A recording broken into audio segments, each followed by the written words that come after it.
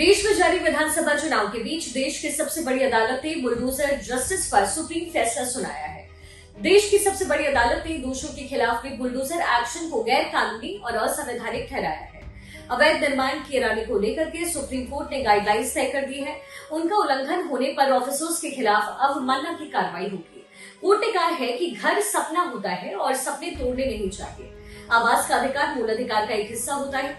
Bulldozer कार्रवाई से पहले नोटिस देना होगा। नोटिस के 15 दिनों तक कोई कार्रवाई नहीं होगी। संबंधित पक्ष को व्यक्तिगत तौर पर अपना पक्ष रखने का मौका देना पड़ेगा। अगर तय प्रक्रिया पूरी किए बगैर बुलडोजर एक्शन हुआ तो संबंधित अधिकारियों से हर्जाना वसूला जाएगा।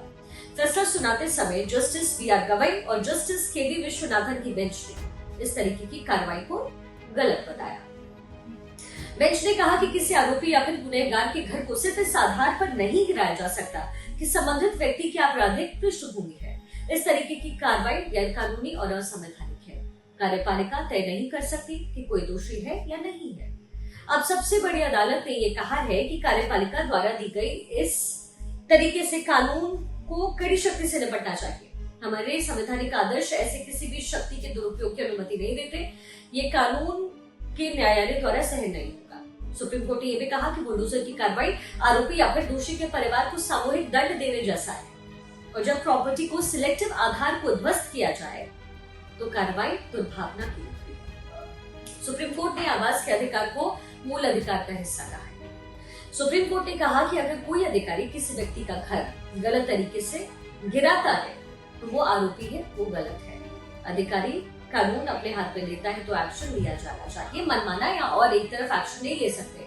ऑफिसर ऐसा करता है तो उसके खिलाफ कार्रवाई के लिए एक सिस्टम अधिकारी को बख्शा नहीं जाएगा। तो मिला जुला करके सुप्रीम कोर्ट ने बुलडोजर एक्शन को लेकर गाइडलाइन तय की और उम्मीद की जा रही है कि इसे बुलडोजर जस्टिस को लेकर के सियासी संग्राम थमेगा। लेकिन समझने वाली अब बात यह है कि क्या अदालत ने अपने फैसले में बुलडोजर नहीं चलाने को लेकर कोई बात किसी तरह का फरमान सुनाया क्या? नहीं, सिर्फ अधिकारियों की मनमानी पर रोक है। तो किसी ने सरकारी जमीन पर किसी भी तरीके का अतिक्रमण किया तो किसी मुगालते में न रहे, बुलडोजर चलेगा। बस अधिकारियों के लिए नियम का पालन करना जरूरी होगा। बैकडेट या कि नोटिस या फिर बिना नोटिस के एक्शन पर रोक है, लेकिन जो गलत करेगा उसको भुगतना पड़ेगा।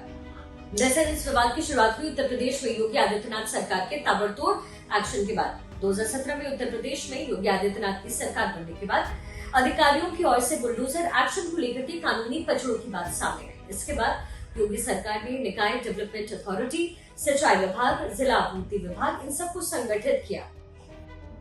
पुलिस और जिला प्रशासन को एक सूत्र में बांधा। अवैध निर्माण की जांच शुरू हुई। नोटिस जारी किए जाने लग गए। अगर किसी पर भी कोई अपराध का मामला सामने आया तो उसे तत्काल नोटिस जारी कर अवैध निर्माण तोड़ने का आदेश दिया जाने लगा।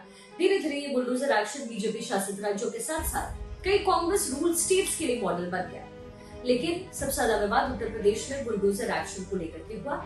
लेकिन बाबा की बुलडोजर एक्शन पर रोक लगेगी ये कहना थोड़ी जल्दबाजी है, क्योंकि सुप्रीम कोर्ट ने अपने आदेश में संविधान में दिए गए उन अधिकारों को ध्यान में रखा है जो राज्य की मनमानी कार्रवाई से लोगों को सुरक्षा प्रदान करते हैं। कोर्ट ने स्पष्ट तौर पर कहा कि कानून का शासन ये सुनिश्चित करता है कि लोगों को ये पता हो कि उनकी संपत्ति को बिना किसी उचित कारण के छीना नहीं जा सकता।